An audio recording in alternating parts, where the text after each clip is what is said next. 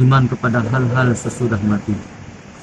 Dari Miqdad radhiyallahu anhu, ia berkata, aku mendengar Rasulullah sallallahu alaihi wasallam, pada hari kiamat matahari akan didekatkan kepada seluruh makhluk hingga berjarak 1 mil, sehingga manusia akan mencucurkan keringat sesuai dengan kadar amalan masing-masing.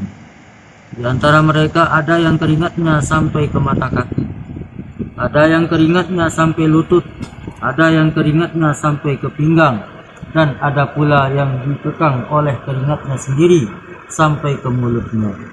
Rasulullah sallallahu alaihi wasallam pun menunjuk dengan tangannya ke arah mulut beliau. Hadis riwayat Muslim. Dari Abu Hurairah radhiyallahu anhu, ia berkata, Rasulullah sallallahu alaihi wasallam, manusia akan dikumpulkan pada hari kiamat dalam 3 golongan. 1 golongan berjalan kaki, 1 golongan naik kendaraan, dan 1 golongan berjalan dengan bertumpu pada wajah mereka. Seseorang bertanya, wahai Rasulullah, bagaimana mereka berjalan dengan bertumpu pada wajah mereka? Beliau bersabda, sesungguhnya zat yang membuat mereka berjalan dengan bertumpu pada telapak kaki juga kuasa untuk membuat mereka berjalan dengan bertumpu pada wajah mereka. Sungguh mereka akan menggunakan wajahnya untuk menghindari tanah terjal dan duri. Hadis riwayat Tirmidzi.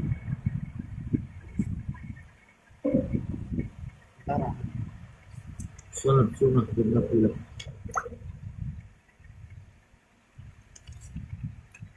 Wahai zat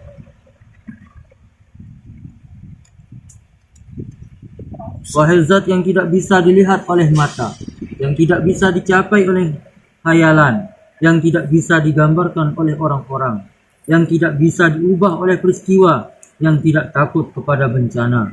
Dia mengetahui berat pegunungan, takaran air samudra, jumlah rintik-rintik air hujan, jumlah dedaunan pohon, jumlah semua yang diliputi kegelapan malam, dan jumlah semua yang disinari matahari.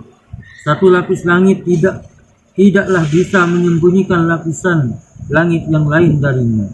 Tidak pula 1 lapis bumi terhadap lapisan yang lain. Tidak bisa pula laut menyembunyikan apa yang ada di dasarnya. Tidak juga gunung terhadap apa yang ada di permukaannya. Jadikanlah sebaik-baik umurku adalah bagian akhirnya, sebaik-baik amalku adalah bagian penutupnya, dan sebaik-baik hariku adalah hari ketika aku berjumpa denganmu. Rasulullah sallallahu alaihi wasallam menugaskan seseorang untuk memanggil lelaki Badui itu dengan berkata, bila ia sudah selesai salat, bawalah dia kepadaku. Lalu setelah orang Badui itu selesai mengerjakan salat, utusan itu pun datang kepadanya. Sementara itu, pada waktu tersebut Rasulullah sallallahu alaihi wasallam baru saja memperoleh hadiah berupa emas dari beberapa tempat penambangan. Ketika lelaki Badui tersebut datang, beliau menghadiahkan emas itu kepadanya, lalu bertanya, dari mana asalnya, hai lelaki Badui? Ia menjawab, dari Bani Amir bin Sa'sa'ah. Wahai Rasulullah, beliau bertanya, tahukah kamu mengapa aku memberimu emas ini? Ia menjawab, karena hubungan kekerabatan antara kami dengan engkau. Wahai Rasulullah, beliau bersabda, memang ada hak bagi hubungan kekerabatan, akan tetapi aku memberimu emas ini karena bagusnya sanjunganmu kepada Allah Azza wa Jalla. Hadisnya Tabrani.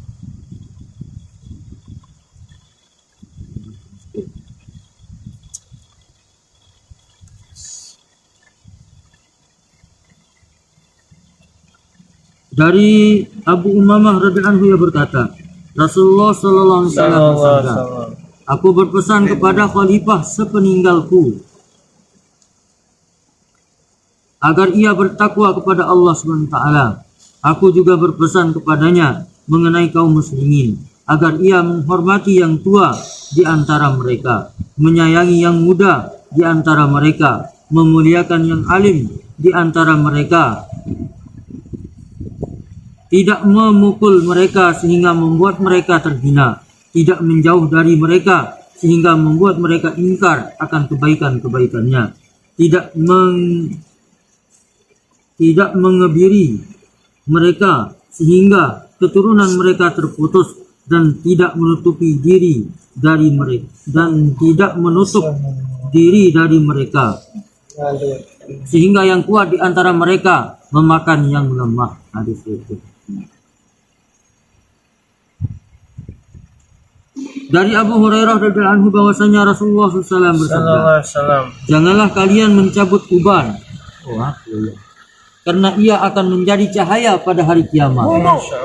Barang siapa tumbuh padanya sehelai uban ketika ia sudah Islam, maka akan dicatat baginya satu kebaikan, dihapus darinya satu dosa, dan diangkat kedudukannya satu derajat. Apa itu uban itu? Dari Ibnu Umar radhiyallahu anhu ia berkata, Rasulullah sallallahu alaihi wasallam, sesungguhnya Allah memilih orang-orang yang Dia beri nikmat secara khusus agar bermanfaat kepada hamba-hambanya yang lain. Allah akan mengukuhkan nikmat itu pada diri mereka selama mereka mau menunaikannya kepada yang berhak. Namun apabila mereka tidak menunaikannya kepada yang berhak, maka Allah akan mencabut nikmat itu dan memindahkannya kepada yang lain. Hadis riwayat. Insyaallah kita niat amal. Insyaallah. Subhanallah wa bihamdihi, Subhanallah. Asyhadu an la ilaha illallah wa asyhadu anna Muhammadan rasulullah.